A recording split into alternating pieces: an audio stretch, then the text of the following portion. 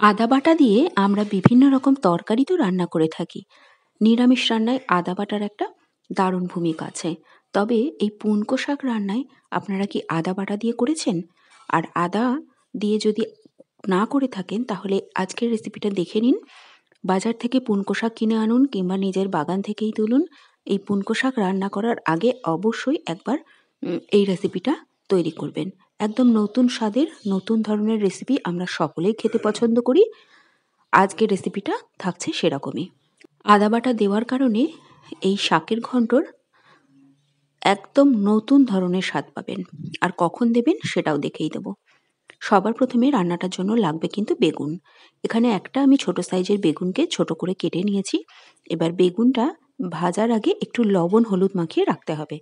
এরকমভাবে যদি একটু রাখেন মাখিয়ে তাহলে তেলটা অনেকটা বেগুন ভাজাতে কম টানে। বেগুন দিয়েই কিন্তু আজকে রান্নাটা করতে হবে। যারা বেগুন খেতে পছন্দ করেন না তারা দেখে রাখুন, বাড়ির যারা পছন্দ করে তাদের জন্য বানিয়ে দেবেন। বেগুন ছাড়া আপনারা আলু দিয়ে করতে পারেন, তবে সেরকম স্বাদ হবে না। তাই এই পুনকো শাক রান্নাতে এই রেসিপিটা যদি ফলো করে আপনারা কখনো বানান তাহলে অবশ্যই বেগুন দিয়েই কিন্তু করবেন, তাতে স্বাদ বাড়বে। প্রথমে বেগুনটা একটু সর্ষে তেলে ভেজে নেব। একটা ছোট সাইজের বেগুনের জন্য খুব বেশি যে তেল লাগবে সেটা কিন্তু না। দেখলেনই যে আমি কতটুকু পরিমাণ সর্ষের তেল দিলাম। একটু সময় নিয়ে ভাজবেন, তাহলে বেগুনটা কিন্তু ভালোই ভাজা হবে আর তেলও কম লাগবে। যতটা পারা যায় কম তেলে রান্না, আমি ততটাই কিন্তু কম তেলেই রান্না করে থাকি। খুব বেশি যে তেল রোজকার রান্নাতে ব্যবহার করি তা না। বেগুনটা যতক্ষণে ভাজা হচ্ছে যেটুকু আদা নিয়েছি দেখতেই পেলেন কতটুকু আদা নিয়েছি। আর লাগবে এরকম রসুন। একটা রসুন আমি একটু থেঁতো করে নিয়েছি। এবার বেগুন দেখুন ভাজা হয়ে গেছে। খুব যে একদম বেগুন ভাজা একদম লালচে লালচে করে ভাজতে হবে সেটা না, একটু বেগুনের গায়ে লালচে রং চলে এলেই হবে। যেন ঘেঁটে না যায় বেগুনটা সেটা একটু খেয়াল রাখবেন। তারপর আবারও একটু সর্ষের তেল দিলাম 2 চামচ পরিমাণে। তেলটা গরম করে কালো জিরে ফোড়ন দিতে হবে। কালো জিরেটা বেশ ভালো করে কিন্তু ভেজে নেবেন, তাতে সুন্দর ফ্লেভার আসবে।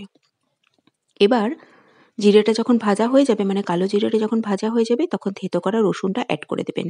রসুনটাকে কিন্তু প্রথমেই লাল করে ভাজবেন না, তাতে রসুনের ফ্লেভারটা খুব একটা বজায় থাকবে না। পেঁয়াজের সাথেই রসুনটা ভাজবেন। আবার পেঁয়াজটাকে যে খুব বেশি লালচে করে ভাজবেন তাও না, খুব বাদামি করে ভাজার একদম দরকার নেই। একদম লো ফ্লেমে রেখে পেঁয়াজটার গায়ে একটু লালচে লালচে রং আসা পর্যন্ত কিন্তু ভেজে নেবেন। যেহেতু খুব বেশি তেল নেই এই পেঁয়াজ ভাজার সময়, তাই একটু মাঝে মাঝেই কিন্তু খুন্তি দিয়ে নাড়িয়ে চাড়িয়ে নিতে হবে, না হলে পেঁয়াজটা পুড়ে যেতে পারে। যারা তেল বেশি খান তারা অবশ্যই বেশি তেল দিয়ে খাবেন। উপকরণগুলো দেখে রাখুন, পদ্ধতিটা দেখে রাখুন। তেল বেশি দেওয়া সেটা আপনাদের ইচ্ছা। এবার এর মধ্যে লবণ আর হলুদ অ্যাড করে দিলাম। পেঁয়াজটা একটু বাদামি করে ভাজা পর্যন্ত একটু সময় নিয়ে ভাজবেন, তাহলেই কম তেলে কিন্তু ভাজা হয়ে যাবে। পেঁয়াজটা বেশ লালচে লালচে করে ভাজা হয়ে গেল। এবার দেখে বুঝতেই পারছেন যে অনেকটা নরমও হয়ে গেছে আর ভাজাও হয়ে গেছে। একটু দেখুন পেঁয়াজের ওপর দিকে তেলটা উঠে আসছে, সেই পর্যায়ে দেবেন কাঁচা লঙ্কা। চাইলে আপনারা শুকনো লঙ্কা ফোড়ন দিতে পারেন, তবে রোজকার রান্নাতে শুকনো লঙ্কা না খাওয়াই ভালো। শুকনো লঙ্কা দেওয়ার কারণে স্বাদ হয় বটে, কিন্তু সব সময় না দেওয়াই ভালো। যদি চান অবশ্যই ব্যবহার করবেন। এবার মিশিয়ে দিতে হবে শাকটা। শাকটা নিজেদের পরিমাণটা বুঝে ব্যবহার করবেন। যেমন পরিমাণে শাক নেবেন, পেঁয়াজ রসুন আদার পরিমাণটাও কিন্তু কম বেশি করে নেবেন। এখানে আমি শাকের পরিমাণটা ঠিক বলতে পারবো না, কেননা নিজের বাগান থেকে তুলেছি। মোটামুটি 5 জনের ভালোভাবে কিন্তু ভাতে প্রথম পাতে খাওয়া হয়ে যাবে আমি যতটা শাক রান্না করলাম। শাকটা আলাদা করে আর জল ব্যবহার করার দরকার নেই। বাগানের কচি শাক, ঢাকা দিয়ে রাখলেই লবণ দেওয়ার কারণে জল কাটতে শুরু করবে, তাতেই শাক সেদ্ধ হয়ে যাবে। শাকটা যখন সেদ্ধ হয়ে যাবে তখনই কিন্তু ব্যবহার করবেন আদা বাটাটা। আদা বাটা কখনোই তেলের মধ্যে দিয়ে এই রান্নাটা করার সময় কষবেন না, কেননা আদার কারণে এই শাকের পুনকো শাকের ঘন্টর স্বাদ হবে অসাধারণ। তাই অবশ্যই আদাটা কিন্তু শেষের দিকেই ব্যবহার করবেন। আদা বাটাটা দিয়ে একদম লো ফ্লেমে শাকের সঙ্গে ভালো করে মিশিয়ে নেবেন। মোটামুটি আদা বাটা দেওয়ার পর 2-3 মিনিট আপনাকে রান্না করে নিতে হবে। আদার যে সুন্দর ফ্লেভার সেটাও বজায় থাকবে, আবার শাকের যে জলজলে ভাবটা আছে সেটাও কমে যাবে। আশা করি আপনারা বুঝতে পারলেন যে আমি কিভাবে এই পুনকো শাকের ঘন্টটা তৈরি করলাম আর কতটা পরিমাণ কি ব্যবহার করলাম সেটাও ভালো করে দেখে নিলেন। বাজার থেকে শাক কেনার পর অবশ্যই এই রান্নাটা একবার করবেন। আর শীতের এরকম কচি কচি পুনকো শাক পেলে তো কোনো কথাই নেই। সবশেষে ভাজা বেগুন আর অল্প একটু চিনি অ্যাড করলাম।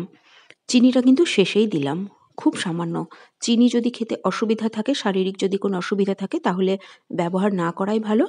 তবে একটু চিনি দিলে কিন্তু স্বাদ বাড়বে। একদিন হলেও এইরকমভাবে অল্প একটু চিনি দিয়ে আদা বাটা দিয়ে এই রান্নাটা করে দেখবেন।